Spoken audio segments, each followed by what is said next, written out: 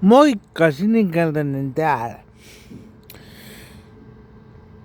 Tänään vietetään kansainvälistä CP-päivää ja CP-vamman päivää. Ja jos ette tiedä, mistä CP-vamma johtuu, niin se johtuu hapen puutteesta synnytyksessä. Ja mitä se ilmenee, niin se aiheuttaa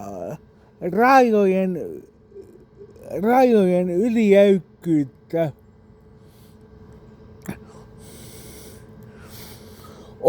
Osalla CP-vammaisista ihmisistä on myös kehityksen häiriö. Minä kuulun tähän 50%, millä se on tämä kehityksen häiriö.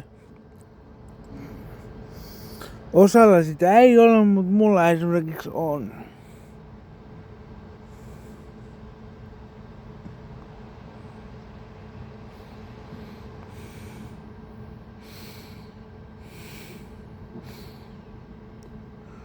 Oikein hyvää päivän jatkoa, ja jos joku haluaa kysyä jotain, niin kysykää yksityispuolella.